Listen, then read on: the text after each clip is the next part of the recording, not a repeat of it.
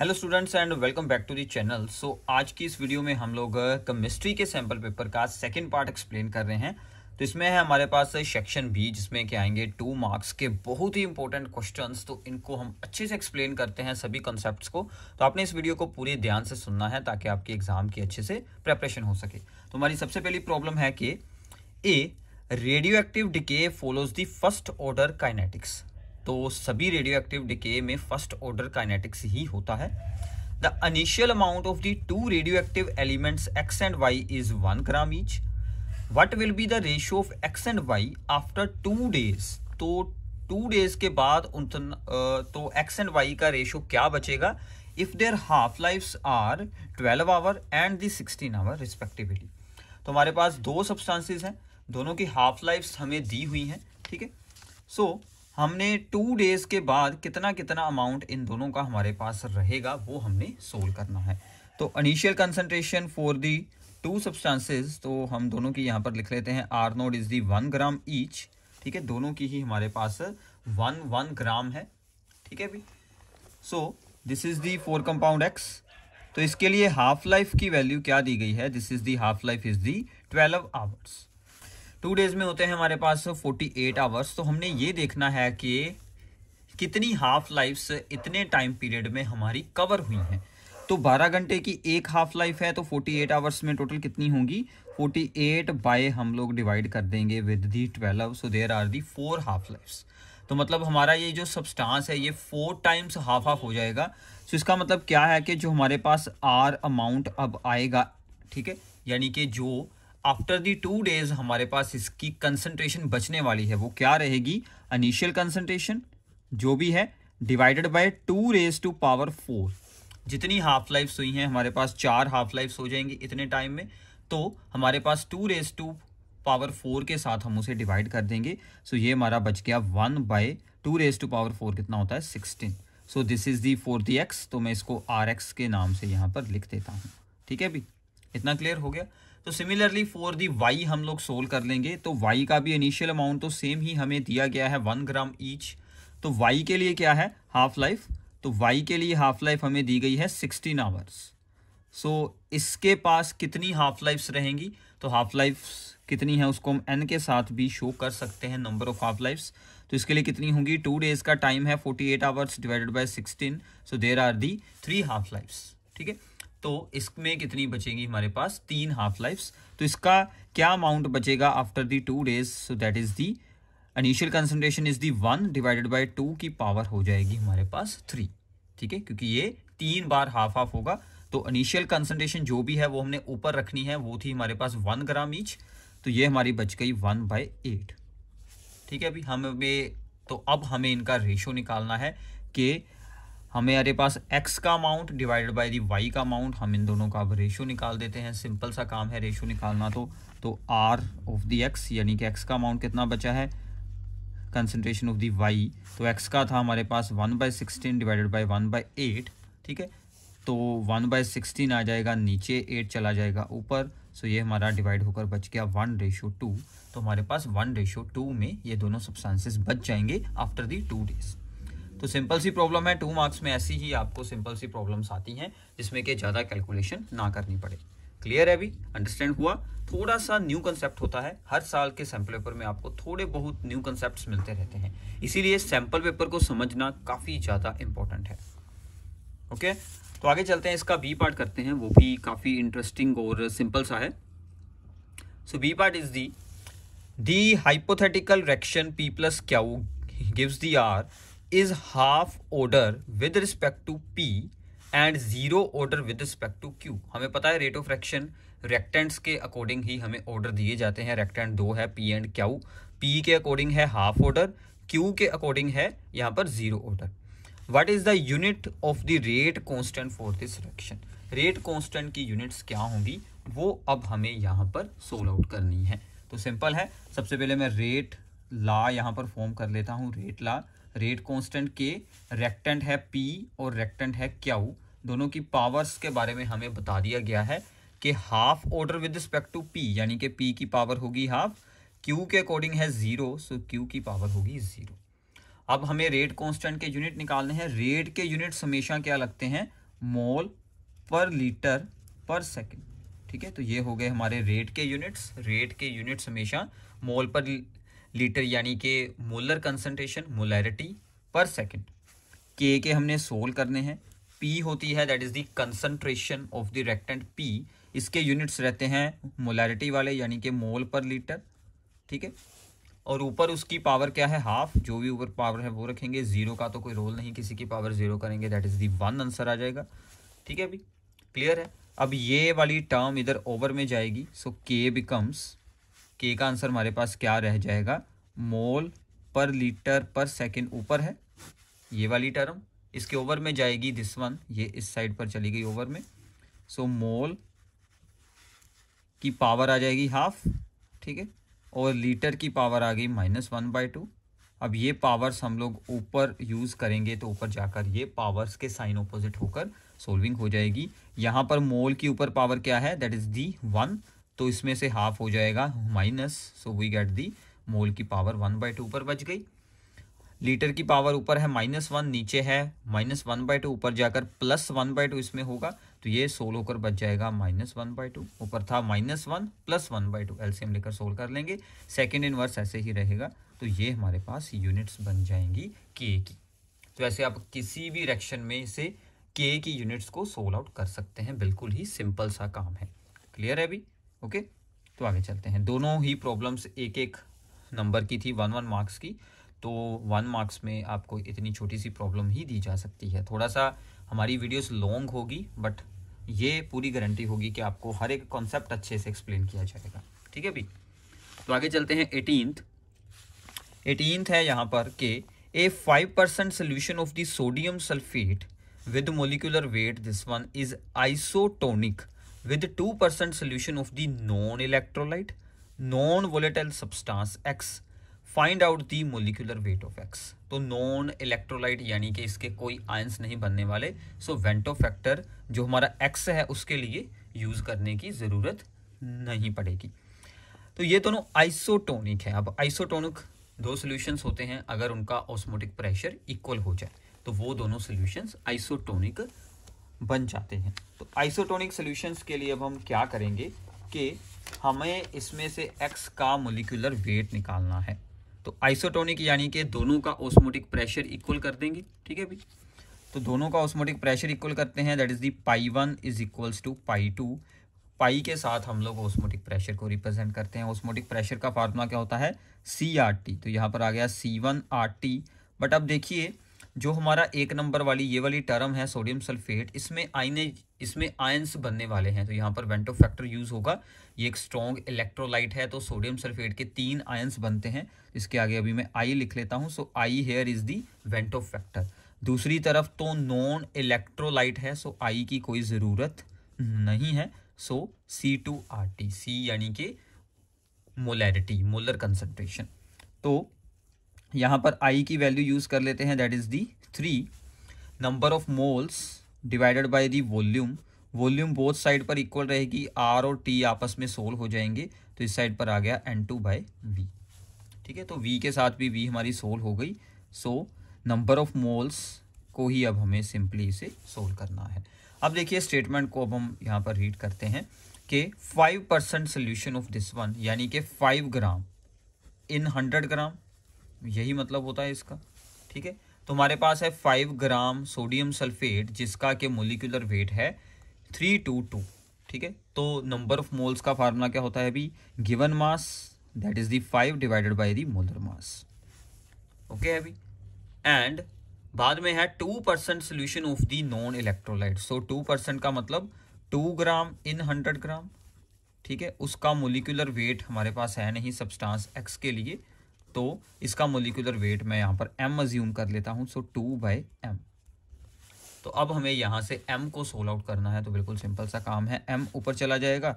ठीक है, so m is equals to 2 × 322 divided by 3 × 5। ठीक है, अब आपको इस वैल्यू को सोल्व कर कर नीचे आंसर बताना है। छोटी सी कैलकुलेशन है, ये आप लोग खुद सोल्व कर सकते हैं। ठीक है, तो क्योंकि कोई भी यहाँ पर कटिंग तो होने नहीं वाली, तो कटिंग के विदाउट ही आप इसको डिवाइड ही करना होगा। इसको 2 के साथ मल्टीप्लाई करें, उसको 15 के साथ कर दें डिवाइड, तो आपका कुछ ना कुछ पॉइंट्स में आंसर बनेगा, तो वही आपका यहाँ पर फाइनल आंसर होने वाला है। ठीक है भी। तो ऐसे आपको सोल्यूशन चैप्टर में से एक सिंपल सी प्रॉब्लम दी गई थी, 2-3 टर्म्स यूज़ हुई हैं, वेंटो फैक्टर यूज़ हो चुका है, आइसोटोनिक सोल्यूशंस यूज़ हो गए हैं, ऑस्मोटिक प्रेशर का फार्मूला यूज़ हो चुका है। तो ऐसे एक ही न्यूमेरिकल में आपको काफ़ी सारी चीज़ें सीखने को मिल जाती हैं। क्लियर है अभी? ठीक है, तो आगे चलते हैं। अगली प्रॉब्लम है हमारे पास, दैट इज कि arrange the isomeric dichlorobenzene in increasing order of their boiling point and melting points. अब देखिए आइसोमरिक डाइक्लोरोबेंजीन्स का क्या मतलब है कि para dichlorobenzene, ortho dichlorobenzene, meta dichlorobenzene. तो इनमें से मेटा डाइक्लोरोबेंजीन के boiling point, melting point low होंगे। अब उसके बाद आएगा दैट इज दी ऑर्थो वाला। ठीक है, रीज़न मैं आपको अभी एक्सप्लेन कर देता हूँ, पहले आप लोग स्ट्रक्चर्स देख लीजिए। बाकी यहाँ पर स्ट्रक्चर्स बनाना ज़रूरी नहीं है, बट आपको एक्सप्लेन करना है तो मेरे लिए ज़रूरी है। ठीक है, तो पैरा डाइक्लोरोबेंजीन में क्या होता है, this is the symmetrical structure.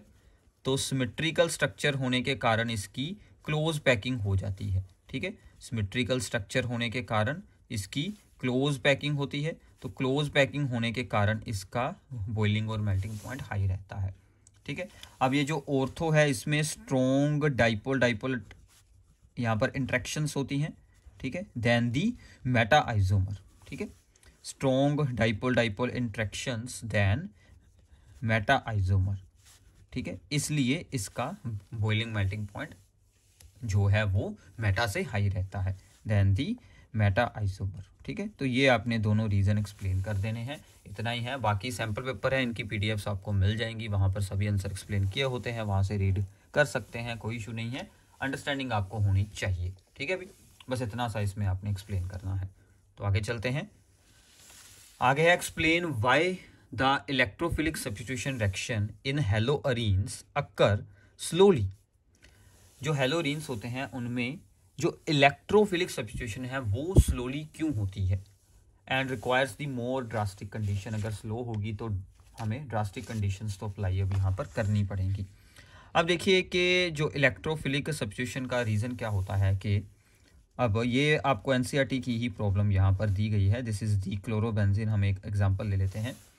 अब इलेक्ट्रोफाइल जो है वो ऑर्थो एंड पैरा पोजीशन पर अटैक करता है, क्योंकि ऑर्थो एंड पैरा पोजीशन पर इलेक्ट्रॉन्स की डेंसिटी इंक्रीज होती है। बट जो हेलोजन्स होते हैं, जो सीएल है, इसका इलेक्ट्रॉन विदड्रॉइंग इंडक्टिव इफेक्ट है। ठीक है, सो इसका -I इफेक्ट होता है।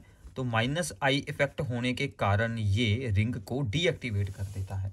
तो -I इफेक्ट है, ये इलेक्ट्रॉन्स अपनी ओर खींचता है due to the inductive effect, जिसके कारण के रिंग जो है वो समवट डीएक्टिवेट हो जाती है, मतलब थोड़ी बहुत वो डीएक्टिवेट हो जाती है, क्योंकि उसके इलेक्ट्रॉन्स सीएल अपनी तरफ अट्रैक्ट कर रहा है इसलिए। ठीक है, तो यही इसका मेन रीज़न है जिसके कारण के इसकी रिएक्टिविटी लो हो जाती है। बाकी आपको यहाँ से मैं रीड करवा देता हूँ आंसर। तो मेन आंसर इन्होंने भी यहाँ पर यही बताया है कि the halogen atom because of the -I effect has some tendency to withdraw electrons from the benzene ring. As a result the ring gets somewhat deactivated as compared to the benzene. Hence, the electrophilic substitution requires more drastic conditions and occur slowly than the benzene. ठीक है भी, तो इतना इसका सिर्फ आप लोगों ने आंसर बताना है। क्लियर है भी? तो आगे चलते हैं। 20th that is कि out of the orthotolualdehyde and para-nitrobenzaldehyde which one is more reactive towards nucleophilic addition reaction. अब देखिए थोड़ा सा आप लोगों ने कंफ्यूज ना हो, इलेक्ट्रोफिलिक के लिए जहां पर इलेक्ट्रॉन ज़्यादा हो वहां पर जाएगा इलेक्ट्रोफाइल। न्यूक्लियोफाइल के लिए हमें पॉजिटिवली चार्ज स्पेस चाहिए, जहां पर पॉजिटिव चार्ज बनता हो वहां पर न्यूक्लियोफाइल जाकर अटैक करेगा। तो इस केस में para nitrobenzaldehyde is more reactive. Why? क्योंकि जो यहाँ पर नाइट्रो ग्रुप जुड़ता है, पहले मैं इसकी स्ट्रक्चर बनाता हूँ। सो दिस इज दी बेंजाल्डिहाइड और इसके साथ हमने पैरा पोजीशन पर जोड़ दिया है NO2। अब देखिए कि जो न्यूक्लियोफाइल रिएक्शंस होती हैं, न्यूक्लियोफाइल रिएक्शंस जो होती हैं वो इस C पर अटैक होना होता है, क्योंकि C पर होता है पार्शियल पॉजिटिव चार्ज O पर आता है पार्शियल नेगेटिव चार्ज, तो इस C पर अटैक होना होता है। ठीक है, तो ये जो NO2 है this is the electron withdrawing effect होता है, इसका भी -I इफेक्ट होता है। तो ये क्या करता है, इलेक्ट्रॉन डेंसिटी को डिक्रीज कर देता है, अपनी ओर इलेक्ट्रॉन्स को खींच लेगा और C के पॉजिटिव चार्ज को इंक्रीज कर देगा। सो न्यूक्लियोफाइल का अटैक होना ईजी हो जाएगा। ठीक है, तो इसके कारण ये जो नाइट्रो वाला है उसमें ज़्यादा रिएक्टिविटी होगी। उसी के मुकाबले पैरा टोलुएल्डिहाइड में यहाँ पर NO2 की जगह पर CH3 जुड़ा होता है, but CH3 is electron releasing group, उसका +I इफेक्ट होता है जो कि इलेक्ट्रॉन्स की डेंसिटी को इंक्रीज कर देता है, तो न्यूक्लियोफाइल का अटैक होना मुश्किल कर देता है।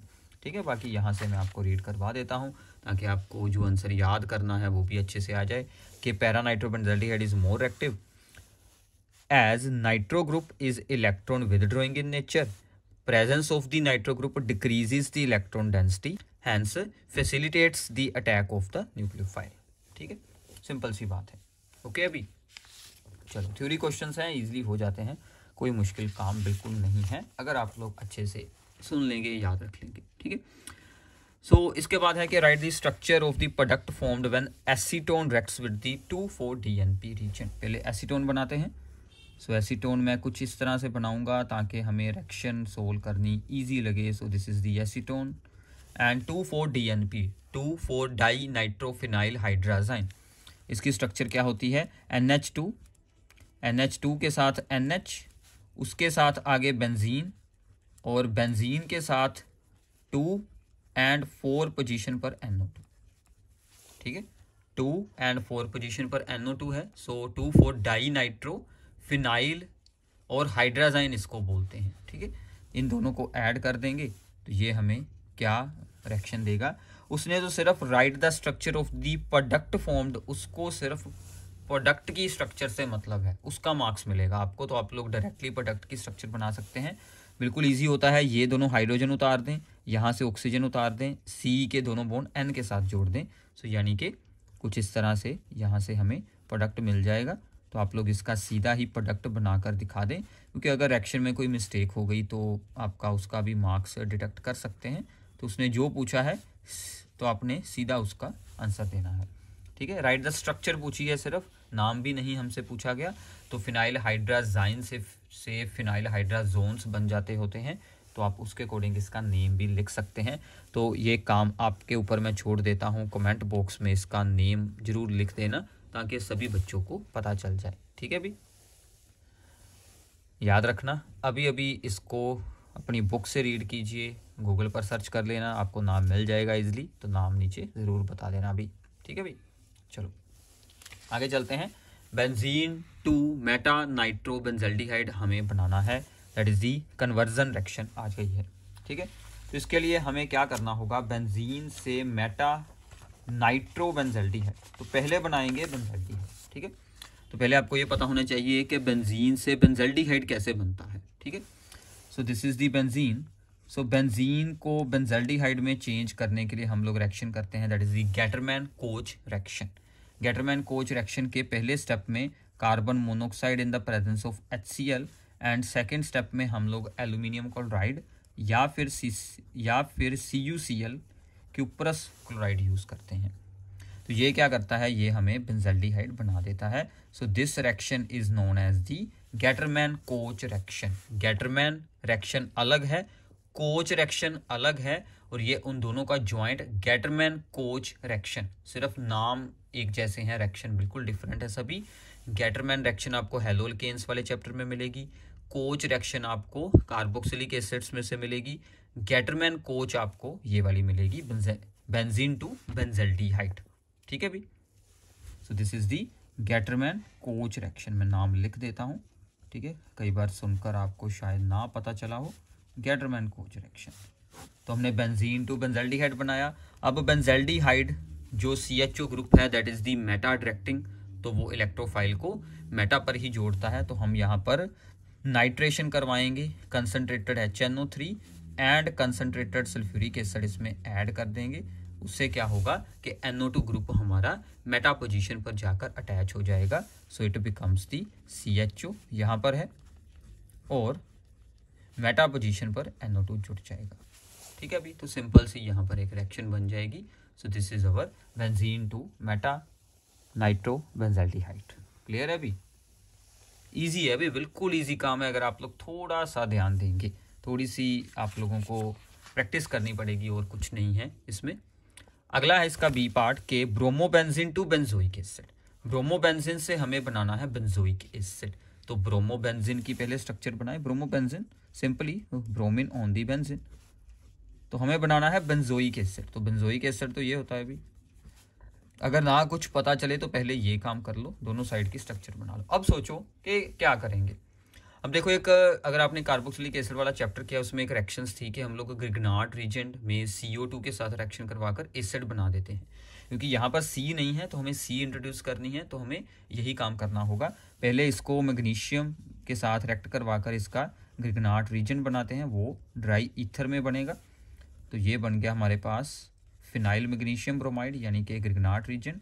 इसकी रिएक्शन बाद में होगी CO2 के साथ। 2 स्टेप होते हैं, पहले CO2 के साथ अटैच होकर एक यहाँ पर इंटरमीडिएट बनता है, उसको बाद में ब्रेक करने के लिए हम इसमें H3O पॉजिटिव वगैरह ऐड करते हैं, तो उससे हमें बेंजोइक एसिड मिल जाता है। तो कन्वर्जन है, आप लोग रिएक्शन को ऐसे शॉर्ट फॉर्म में लिख सकते हैं, ठीक है। तो ये रिएक्शन आपको कार्बोक्सिलिक एसिड में से मिल जाएगी।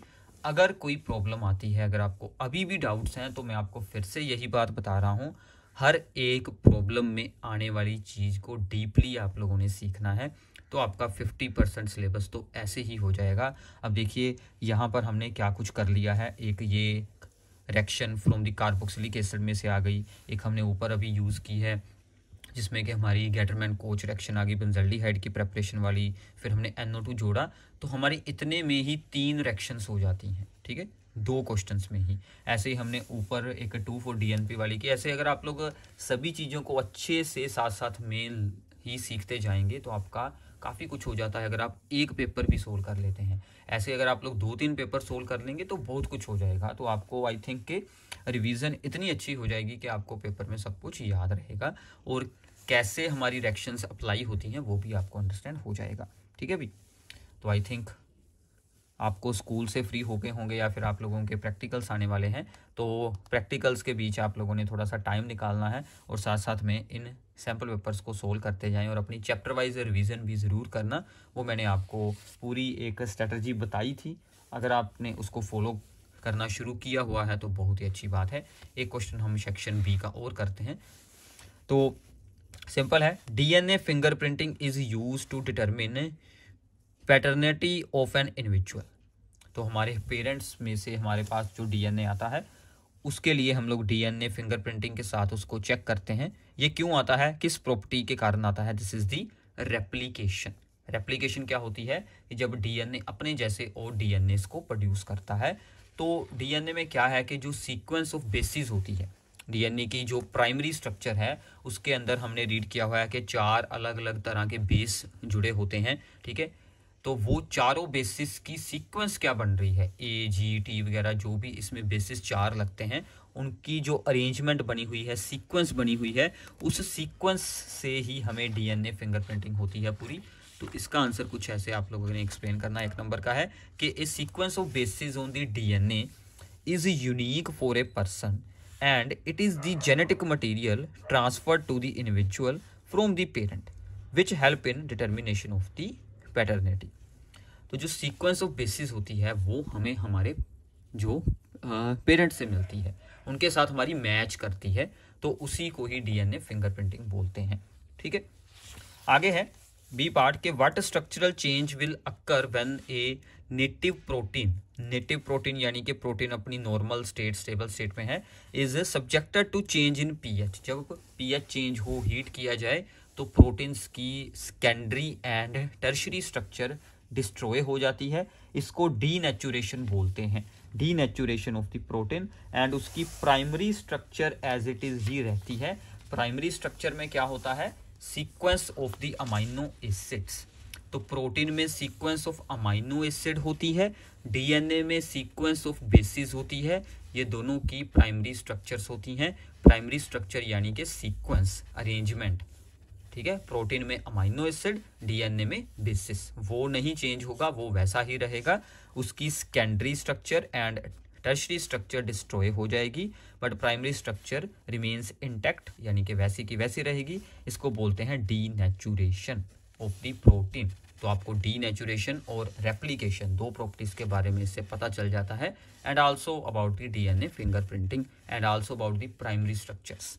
तो ऐसे 2-3 प्रॉब्लम में 3-4 कंसेप्ट इसमें से आते हैं बाहर। तो ये सभी कंसेप्ट अभी रीड कर लीजिए ताकि आपको अच्छे से अंडरस्टैंड हो जाए।